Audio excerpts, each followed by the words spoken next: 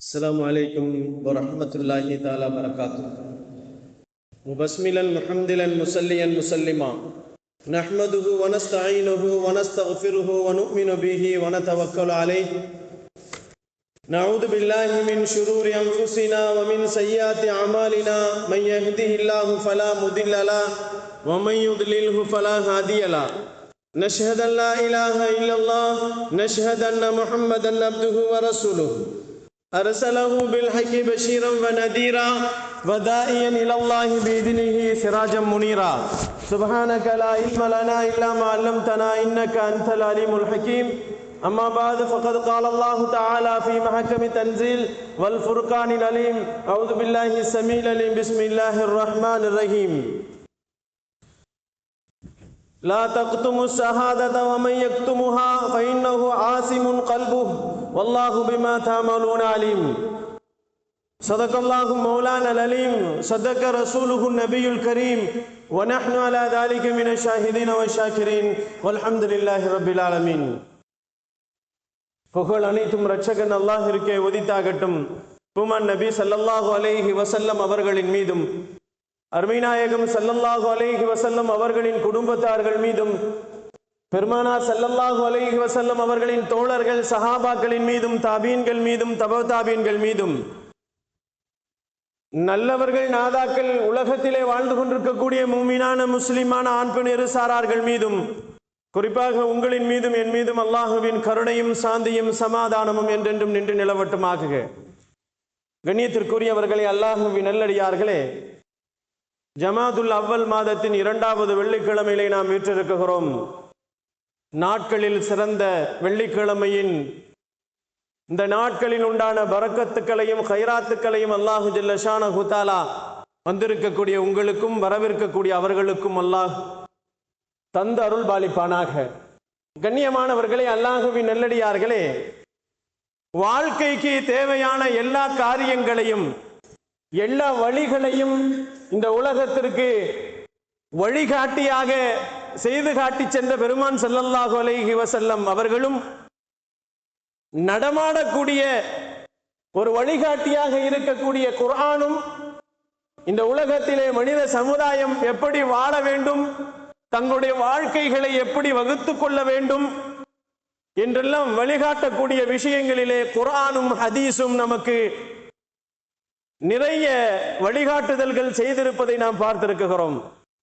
அதிலே அல்லாஹு ஜல்ல ஷானஹு தஆலா அவனும் நபிகள் நாயகம் ஸல்லல்லாஹு அலைஹி வஸல்லம் அவர்களும் நமக்கு சொல்லித் தரக்கூடிய தினந்தோறும் உண்டான வாழ்க்கை நடைமுறைகள், வாழ்க்கைக்கு தேவையான ஆவணங்கள், இவைகளை பற்றி எல்லாம் நபிகள் நாயகம் ஸல்லல்லாஹு அலைஹி வஸல்லம் நமக்கு நிறைய சொல்லி தந்திருப்பார்கள். ஆவணங்கள் அவசியம். ஒரு மனிதன் இந்த உலகத்தில் வாழ வேண்டும் என்று சொன்னால் பலவிதமான ஆவணங்கள் அவனுக்கு தேவைப்படுகிறது. இன்றைக்கு கூட தேர்தல் அதிகாரிகள் 12 ஆவணங்கள் வேண்டும் என்பதாக சொல்லுகிறார்கள். மனிதன் இந்த உலகத்தில் வாழ்வதற்குண்டான ஆவணங்கள் இருக்கிறது என்பதை இஸ்லாம் நமக்கு சொல்லித் தருகிறது.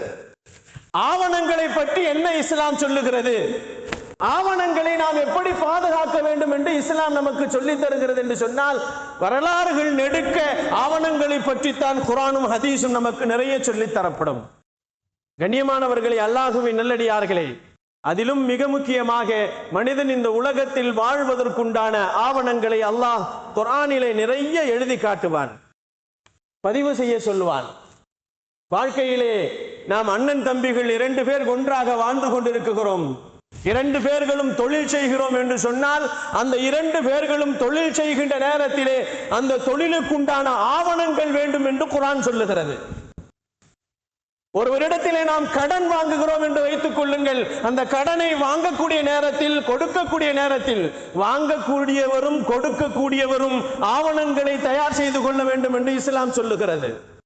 இதா ததாயன்தும் பிதைனின் ஃபல்யக்துபுஹா, அல்லாஹ் குர்ஆனிலே சொல்லுகிறான், இதா ததாயன்தும் பிதைன் ஃபல்யக்துபு காதிபும் பைனக்கும் பில் அத்ல் என்று சொல்வார்.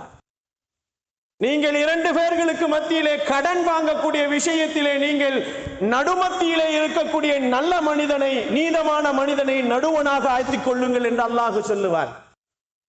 அன்பிற்கினியவர்களே, மனிதனிலே இறந்து போகக்கூடிய நேரத்திலே சிலர்கள் வசியத்து செய்வார்கள், மரண சாசனம் எழுதுவார்கள். அது மரண சாசனம் எழுதி வைப்பது உலகத்திலேயே நபிகள் நாயகம் ஸல்லல்லாஹு அலைஹி வஸல்லம் நமக்கு சொல்லுகிறார்கள், ஒரு மனிதன் இறந்து போகின்ற நேரத்தில் தன்னுடைய வாரிசுகளுக்காக வேண்டி மரண நேரத்திலே வசியத்துக்களை எழுதி வைத்து செல்கிறான் அல்லவா, அது அந்த குழந்தைகளின் ஆவணங்கள், அந்த இறந்து போனவனுடைய சொத்தின் ஆவணங்கள் என்பதாக சொல்லப்படுகிறது. கண்ணியத்திற்குரியவர்களே, ஆவணங்களை பற்றி இஸ்லாம் நிறைய பேசும். இஸ்லாம் எழுதி வைக்க சொல்லுகிறது. எதுவாக இருந்தாலும் எழுதி வையுங்கள் என்று சொல்லுகிறது. கணக்கு வளவு செலவுகள் எதுவாக இருந்தாலும், அது அண்ணன் தம்பியாக இருந்தாலும், மகனாக இருந்தாலும், தந்தையாக இருந்தாலும், கொடுக்கல் வாங்கலிலே நீங்கள் எழுதி வைத்துக் கொள்ளுங்கள் என்று இஸ்லாம் சொல்லும். அன்பிற்கினியவர்களே, அல்லாஹுவின் நல்லடியார்களே, நபிகள் நாயகம் ஸல்லல்லாஹு அலைஹி வஸல்லம் அவர்கள் இது மட்டுமல்ல, குற்றவியல்கள், நிலபுலன்கள், இவைகளையெல்லாம் நாம் வாங்குகிறோம், விற்குகிறோம். நிலத்தை வாங்குகிறோம், விற்கிறோம் அல்லவா, அதிலே ஆவணங்களை சரிபாருங்கள் என்று சொல்லுகிறார்கள். நிறைய பேர்கள் ஆவணங்களை சரிபார்க்காமல் விட்டு விட்டதின் காரணமாக நிறைய பேர்கள் பணத்தையும் நிலத்தையும் இழக்க வேண்டிய சூழ்நிலையிலே உள்ளாக்கப்படுகிறார்கள் என்பதை நாம் பார்த்து கொண்டிருக்கிறோம். நிதர்சனமான உண்மைகள். சிலர்கள் விற்குகின்ற நேரத்திலே பொய் சொல்லி விற்று விடுகிறார்கள்.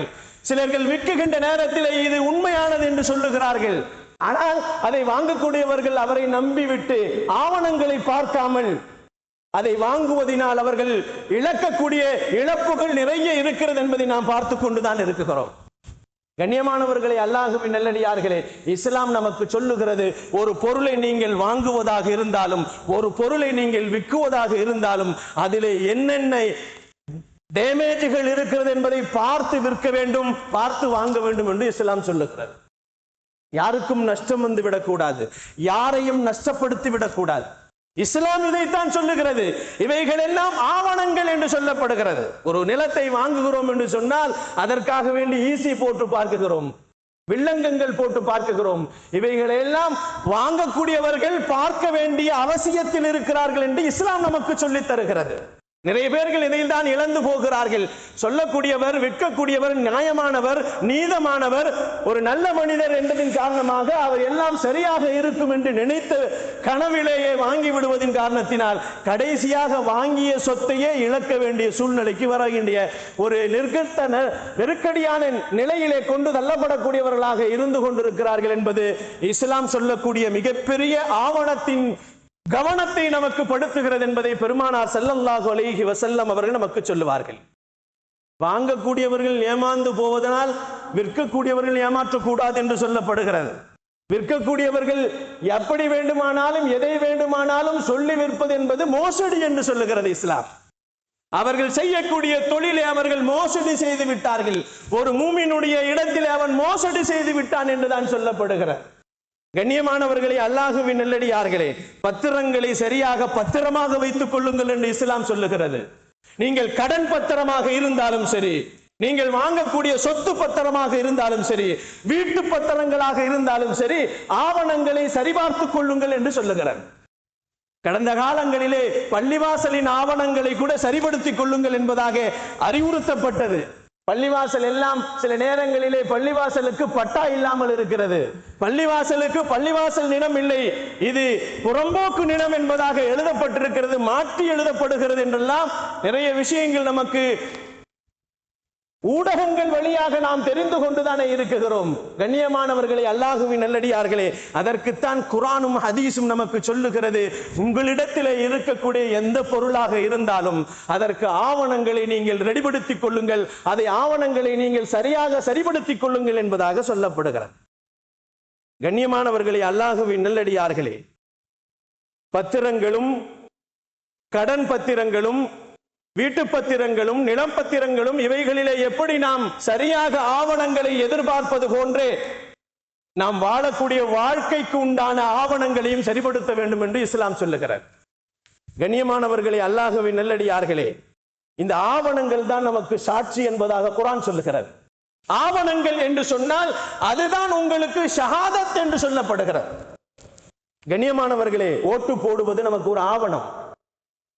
ஓட்டர் ஐடி வைத்திருப்பது மிக மிக அது முக்கியமான ஆவணம். அது வாழ்க்கையின் குடி உரிமையின் ஆவணமாக இருந்து கொண்டிருக்கிறது என்பதாக சொல்லப்படுகிறது. முதலிலே ஆவணங்களை மாற்றியவர்கள், முதலிலே ஆவணங்களை அழித்தவர்கள், முதலிலே ஆவணங்களை இல்லாமல் ஆக்கியவர்கள் யார் தெரியுமா? வரலாறுகளிலே எழுதப்படுகிறது, யூதர்கள் தான் ஆவணங்கள் அனைத்தையும் அழித்தார்கள், மாற்றி எழுதினார்கள்.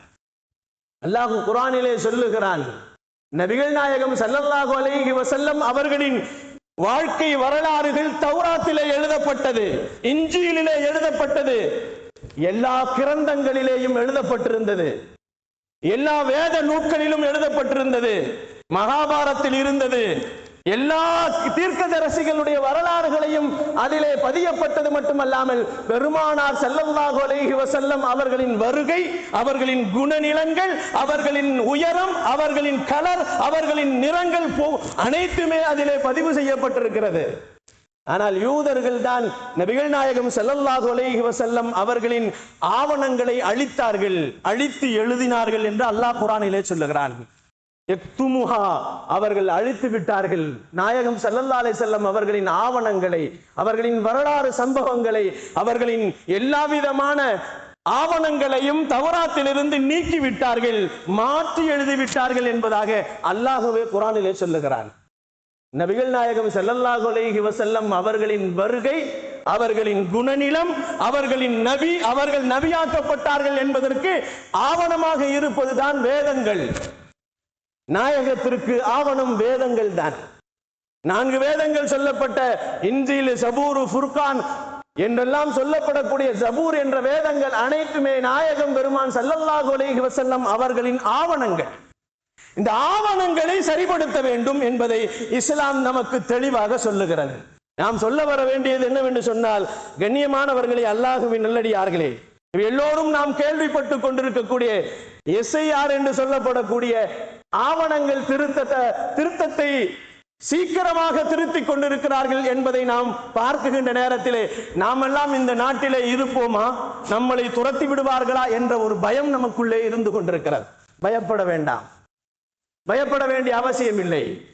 நபிகள் நாயகம் ஸல்லல்லாஹு அலைஹி வஸல்லம் அவர்கள் மக்காவில் இருந்து மதீனாவிற்கு துரத்தப்பட்டார்கள். பெருமானாருக்கு எல்லா ஆவணங்களும் இருந்தும் துரத்தப்பட்டார்கள், நாடு கடத்தப்பட்டார்கள்.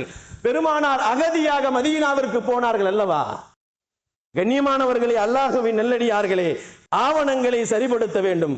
இந்த ஆவணங்களை இந்தியாவை பொறுத்தவரை 1951 ஆண்டிலே அதிலிருந்து 2004 ஆண்டு வரை 8 முறைகளிலே தேர்தலுடைய ஆவணங்கள் எல்லாம், ஓட்டர் ஐடியினுடைய ஆவணங்கள் திருத்தப்பட்டது, மாற்றப்பட்டது.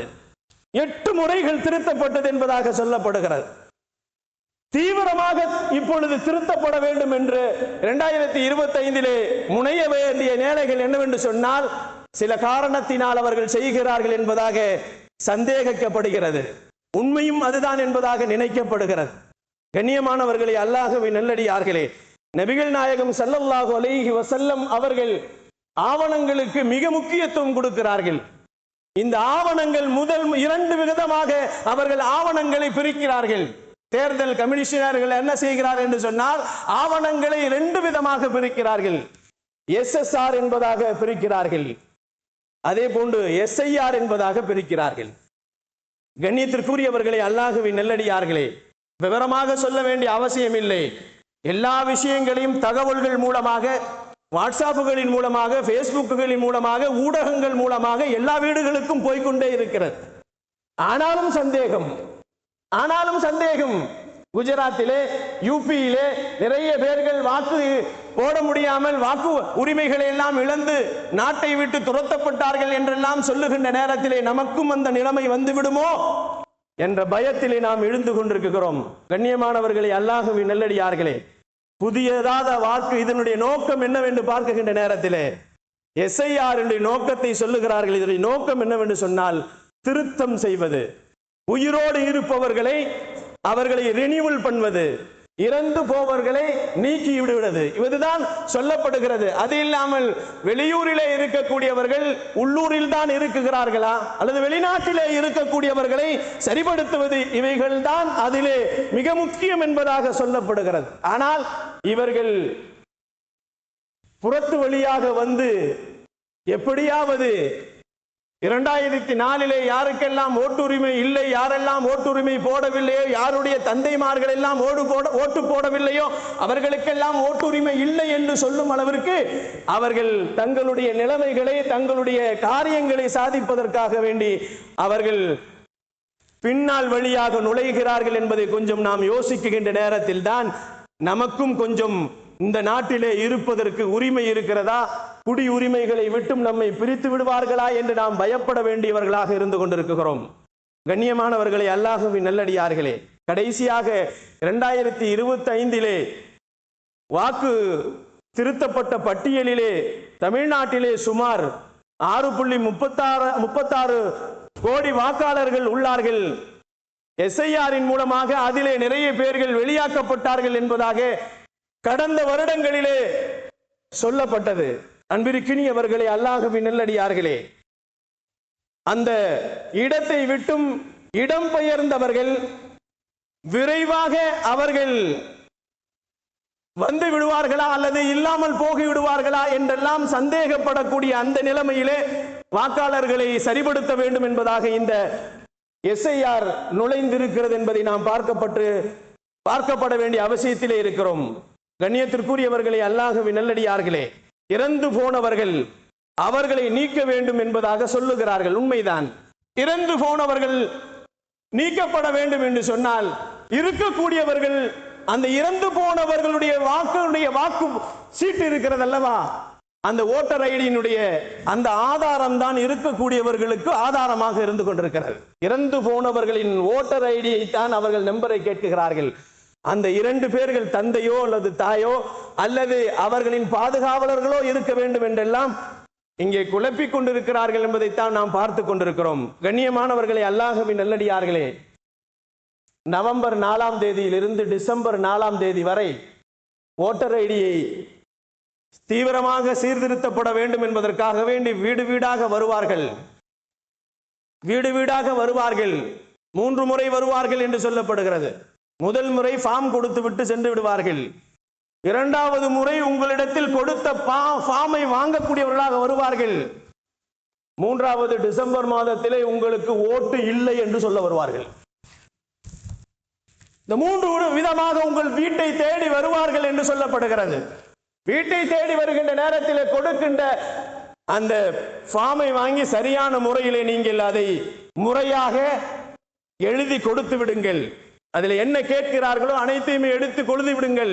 இருக்கக்கூடியதை எழுதி கொடுங்கள், இல்லாதவை விட்டு விடுங்கள். டிசம்பர் வரை அவர்களை நீங்கள் ஃபாலோ பண்ணி கொண்டே இருங்கள். எங்கள் ஓட்டு ஐடி என்னாச்சு கேட்டுக்கொண்டே இருங்கள். கண்ணியமானவர்களே, அல்லாஹ்வின் நல்லடியார்களே, எத்தனை கட்டங்கள் அவர்கள் நமக்கு சொல்லிக் கொடுக்கிறார்கள் என்று சொன்னால், நவம்பர் 4ஆம் தேதியிலிருந்து கடைசியாக பிப்ரவரி 7ஆம் தேதி வரை முடிவடைகிறது என்பதாக சொல்லப்படுகிறது. ஆனா டிசம்பர்லயே நாம் பார்த்துக்கணும், 3வது முறை நம்ம இடத்துல வரும் பொழுது ஓட்டர் ஐடி உங்களுக்கு இல்லை என்று சொல்லக்கூடிய நேரத்தில் வருவார்கள். அந்த டிசம்பரிலேயே நாம் அதை சரிபடுத்திக் கொள்ள வேண்டும். உங்கள் ஆவணங்கள் தவறாக இருக்கிறது, என்ன கோளாறு என்பதாக நாம் அவர்களிடத்தில் கேட்டு அதை சரிபடுத்த வேண்டும். நம்முடைய ஆவணங்களை சரிபடுத்துவதிலே நாம் கொஞ்சம் தோய்வு பட்டுவிட்டோம் என்று சொன்னால் குஜராத்திலேயும் யூபியிலேயும் ஏற்படுத்த நிலைமைகள் தான் வரும் என்பதில் எந்த சந்தேகமும் இல்லை. ஆவணங்களை சரிபடுத்துங்கள் என்று இஸ்லாமும் நமக்கு சொல்லித் தருகிறது. நபிகள் நாயகம் ஸல்லல்லாஹு அலைஹி வஸல்லம் அவர்களும் நமக்கு சொல்லித் தருவார்கள். கண்ணியமானவர்களே, அல்லாஹ்வின் நல்லடியார்களே, இந்த எஸ்ஐஆருடைய பணிகள் 5 கட்டங்களாக நடைபெறுகிறது என்பதாக சொல்லப்படுகிறது. 5 கட்டங்களிலே அவர்கள் சொல்லுகின்ற நேரத்திலே நவம்பர் 4 டிசம்பர் 4 வரை அவர்களுடைய பெயர் நீக்கங்கள், பெயர் சேர்க்கைகள் இவைகள் எல்லாம் வருகின்றது. வாக்காளர்கள் பட்டியலிலிருந்து வெளியாக்கப்படுகிறது என்றெல்லாம் சொல்லப்படுகிறது. 9ஆம் தேதி 9/12/25ஆம் தேதி பெயர் சேர்த்தல் மற்றும் ஆட்சேபனைகள் செய்யக்கூடிய தேதி என்பதாக சொல்லப்படுகிறது. டிசம்பர் மாதத்திலே 9ஆம் தேதி அன்றைய தேதியிலே 9ஆம் தேதி டிசம்பர் மாதம் 25ஆம் ஆண்டு உங்களுடைய பெயர் சேர்த்தல், பெயர் நீக்கல், உங்களுடைய ஓட்டரடியிலே வரவில்லை என்று சொன்னால் அதிலே ஆட்சேபனை தெரிவித்தல், இவைகள் எல்லாம் அந்த நாட்களில் இருந்து எதுவரை தெரிவிக்க வேண்டும் என்று சொன்னால் 6/12/2025 இருந்து 8/1/2026 வரை உங்களுக்கு கொடுக்கப்பட்டிருக்கிறது என்று தேர்தல் ஆணையர்கள் நமக்கு சொல்லி காட்டுகிறார்கள். கண்ணியமானவர்களே, அல்லாஹ்வின் நல்லடியார்களே, அதே போன்று சொல்லப்படுகிறது விசாரணைகள் நம்மிடத்தில் வரும் 31/1ஆம் தேதி ஜனவரி 26வது வருடத்திலே விசாரணைகள் மற்றும் சரிபார்த்தல்கள் என்பதாக வருவார்கள். அப்பவே நீங்கள் விசாரணையிலே உங்களுடைய விசாரணைகள் என்ன தேவையோ அதை கேட்டுக்கொள்ளுங்கள். சரிபார்ப்பதும் அப்பையே சரிபார்த்துக் கொள்ளுங்கள். இன்சல் சரியில்லை, அப்பா பேர் சரியில்லை, இவைகளை எல்லாம் சொல்லி இது வேறு பேராக இருக்கிறது, உங்களுடைய பழைய ஐடியிலே வேறு பேர்களாக இருக்கிறது என்பதாக அதை இல்லாமலாக்குவதற்கு அவர்கள் செய்யக்கூடிய ஆவணங்கள் இவை. ஆனால் ஆவணங்களை சரிபடுத்திக் கொள்ளுங்கள் என்பதாக இஸ்லாம் நமக்கு சொல்லி காட்டுகிறது. கண்ணியமானவர்களை, அல்லாஹ்வின் நல்லடியார்களே, இறுதியாக வாக்குப்பட்டியல் நமக்கு வெளியிடக்கூடிய தேதி 7/2/2026ஆம் தேதி பிப்ரவரி மாதம் என்பதாக சொல்லப்படுகிறது. கடைசியா கொடுத்துருவாங்க. அதுக்கப்புறம் யாருக்கும் சேர்க்கவும் முடியாது, யாரையும் எடுக்கவும் முடியாது. கண்ணியமானவர்களே, அல்லாஹ்வின் நல்லடியார்களே, இப்படி வரக்கூடிய நேரத்தில் நம்மள்கிட்ட வந்து என்ன கேட்பாங்க, ஓட்டர் ஐடிக்கு என்னென்ன ப்ரூஃப் கேட்பாங்க என்று சொன்னால் அந்த தேர்வு ஆணையர்கள் சொல்லுகிறார்கள் 12 ப்ரூஃப்களை கேட்பார்கள். எல்லாம் வாட்ஸ்அப்ல வந்துருச்சு, நான் உங்களுக்கு தனியா சொல்ல வேண்டிய அவசியம் இல்லை. அதிலே எது ஒன்றை கொடுத்தால் போதும். ஆதார் கார்டு இல்லைன்னு சொல்லிட்டானுங்க, பேரே ஆதார் கார்டு, அது ஆதாரம் இல்லை என்பதாக சொல்லுகிறார்கள். கண்ணியமானவர்களை, அல்லாஹ்வின் நல்லடியார்களே, ஆனாலும் ஆதார் கார்டு அங்கு எடுக்கப்படுகிறது என்பதாக சொல்லப்படுகிறது. பொதுவாகவே மனிதர்கள் தங்களுடைய மனதில் இருக்கக்கூடிய அச்சத்தை தூக்கி எறிய வேண்டும். நாம் இந்த நாட்டிலே வாழக்கூடிய குடிமக்கள், நாம் இந்த நாட்டினுடைய குடிமக்கள், நமக்கு உரிமை இருக்கிறது. நம்முடைய உரிமைகளை சரியாக ஆவணங்களை சரிபடுத்தி அதை கேட்டு பெற வேண்டும் என்பதுதான் இஸ்லாம் நமக்கு சொல்லித் தருகிறது. நமக்குண்டான உரிமைகளை கேட்க வேண்டும். நாம் போடக்கூடிய ஓட்டுகளை சரியாக போட வேண்டும். நம்மிலே சிலர்கள் ஓட்டு போடுவதே இல்லை. நபிகள் நாயகம் ஸல்லல்லாஹு அலைஹி வஸல்லம் அவர்கள் நமக்கு சொல்லுவார்கள், ஒவ்வொரு மனிதனும் தன்னுடைய நாட்டிலே வாழக்கூடிய நேரத்தில் அவனுடைய நாட்டின் மீது அவனுடைய பற்று இருக்க வேண்டும். அந்த நாட்டுக்கு அவன் செய்ய வேண்டியவைகள் என்னவென்று சொன்னால் தேர்தல்களிலே அவன் ஓட்டு போட வேண்டும். நம்மிலே சிலர்கள் பெண்கள் எல்லாம் ஓட்டு போடுவதில்லை, அங்க போய் ஆம்பளைக்கு முன்னாடி நிற்கிறதா என்பதாக நினைப்பார்கள். அவைகள் எல்லாம் இன்று அவர்களுக்கு சாதகங்களாக மாறி போய் கொண்டிருப்பதை நாம் பார்த்து கொண்டிருக்கிறோம். கண்ணியமானவர்களே, அல்லாஹ்வின் நல்லடியார்களே, மக்களுடைய உள்ளங்களிலே அச்சங்களில் இருந்து நாம் அவர்களை வெளியாக்க வேண்டும். நாம் வாக்குப்பட்டியலில் இருந்து நீக்கப்பட்டு குடி உரிமையை விட்டும் நாம் தூரமாக்கப்படுவோம். பீகாரிலேயும் லட்சக்கணக்கான வாக்காளர்கள் நம்ம நீக்கப்பட்டது போன்று நாமும் நீக்கப்படுவோம் என்ற உள்ளே இருக்கக்கூடிய அச்சங்களை தூக்கி எறியுங்கள். கண்ணியமானவர்களே, அல்லாஹ்வின் நல்லடியார்களே, சொல்லக்கூடிய இந்த ஆவணங்களை நாம் சரியாக முறையிலே அதை நாம் கொடுக்கக்கூடிய ஓட்டர் ஐடிக்கும் நாம் கொடுக்கக்கூடிய ஆவணங்களும் சரியான அட்ரஸ்களிலே இருக்க வேண்டும் என்பதாக சொல்லப்படுகிறது.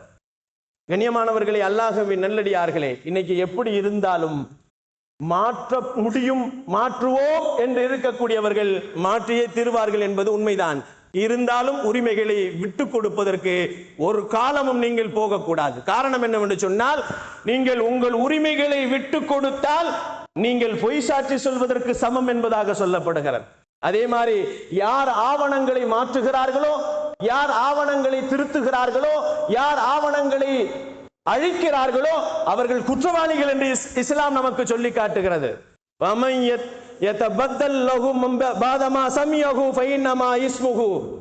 யார் ஆவணங்களை மாற்றுகிறார்களோ, அல்லதீன அலல்லதீன யுபத்திலூனஹு, யார் ஆவணங்களை மாற்றுகிறார்களோ, யாருடைய ஆவணங்களை மாற்றுகிறார்களோ அந்த ஆவணங்களை மாற்றியவர்கள் குற்றவாளிகள் என்று அல்லாஹ் குர்ஆனிலே சொல்லுகிறான்.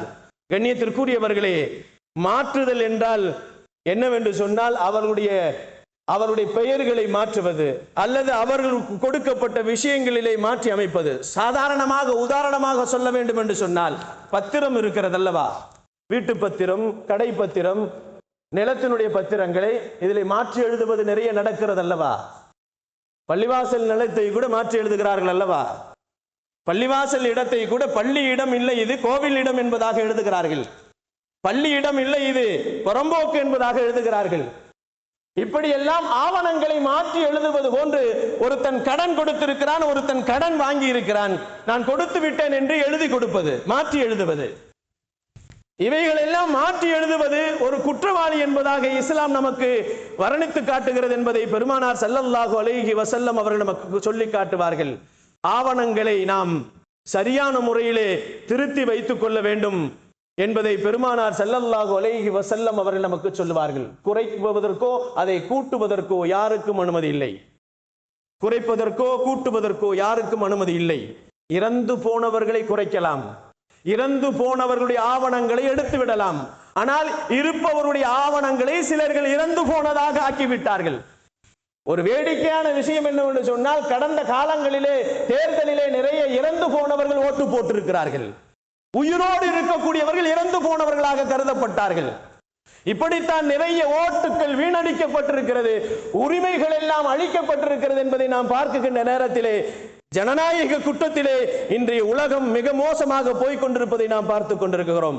நபிகள் நாயகம் ஸல்லல்லாஹு அலைஹி வஸல்லம் அவர்கள் தான் சொல்லுவார்கள், இப்படிப்பட்ட ஒரு மனிதன் உயிர் வாழ்வதற்கு மிக அவசியமாக இருப்பது ஆவணங்கள், ஆதார் கார்டுகள், ஓட்டர் ஐடிகள், அவருடைய பேங்க் புக்குகள், லைசன்ஸுகள், இவைகள் எல்லாம் அவனுடைய ஆதாரங்கள் என்பதாக சொல்லப்படுகிறது, ஆவணங்கள் என்பதாக சொல்லப்படுகிறது. இந்த ஆவணங்களை மாற்றி அமைப்பது, அதை இல்லாமல் ஆக்குவது பெரிய குற்றத்திற்கு உண்டானவர்கள் என்பதாக சொல்லுகிறார்கள். அதை குர்ஆனிலே சொல்லும் பொழுது அல்லாஹு ஜல்ல ஷானஹு தஆலா கையா என்பதாக சொல்லுகிறான், கௌல ஸூர் என்பதாக சொல்லுகிறான். அவன் சொல்லக்கூடிய ஷாஹி ஷஹாதத்தை ஸூர் என்பதாக இன்னொரு இடத்திலே சொல்லுவான் அல்லாஹ். என்னவென்று சொன்னால், அவர்கள் செய்யக்கூடிய இந்த ஆவணங்களை மாற்றுவது அவர்கள் செய்யக்கூடிய பொய் சாட்சி என்பதாக சொல்லுகிறார்.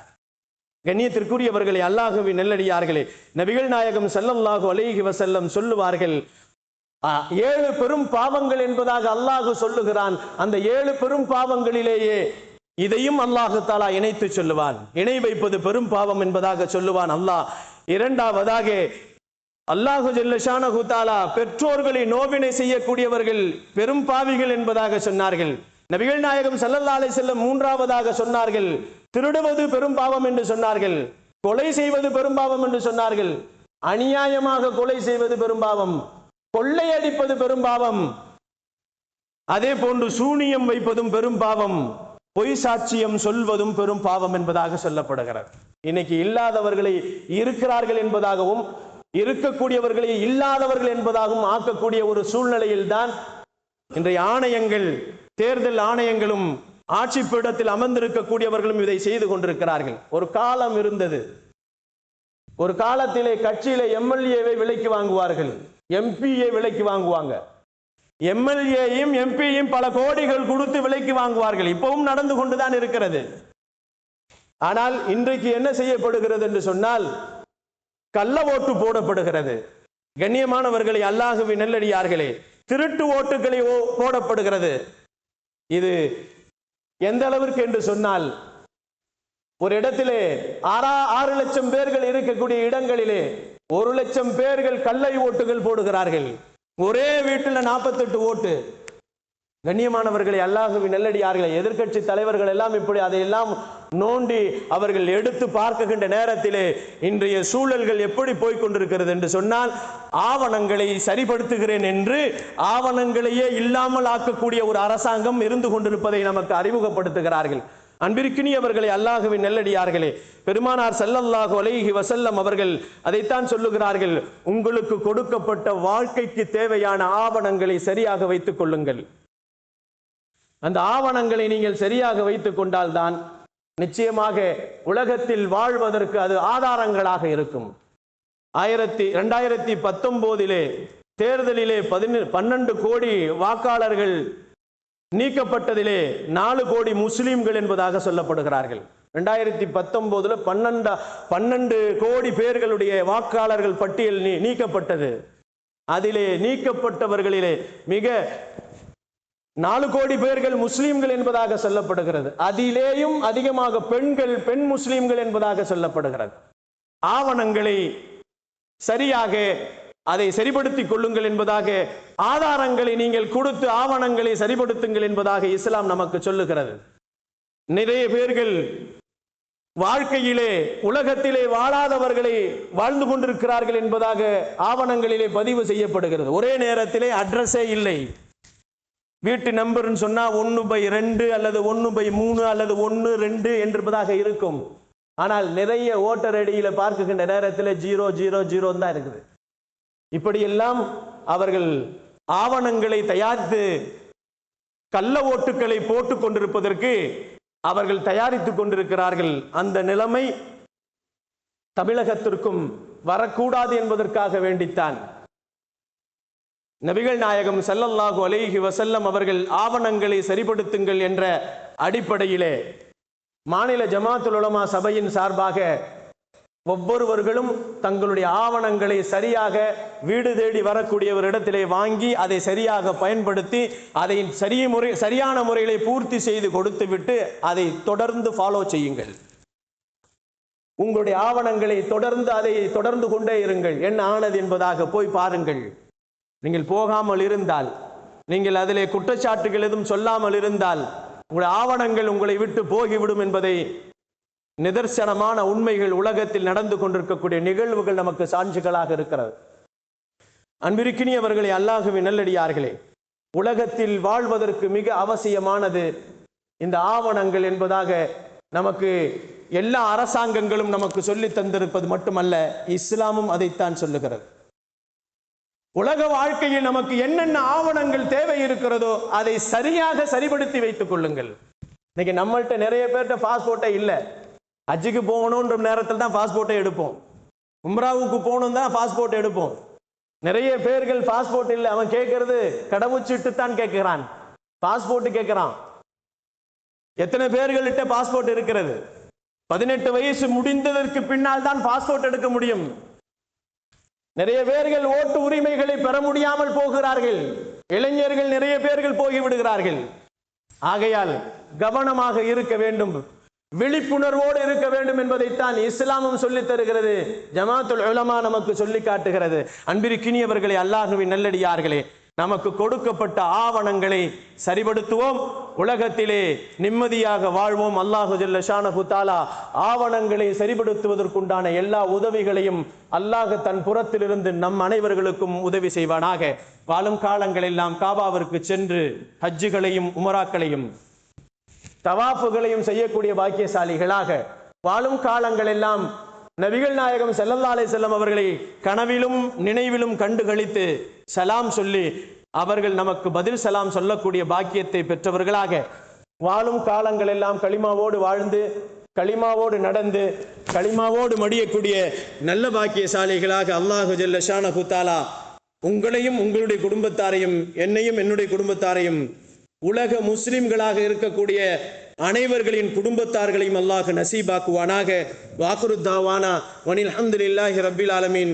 அஸ்ஸலாமு அலைக்கும் வரஹ்மத்துல்லாஹி தஆலா பரகாத்துஹு.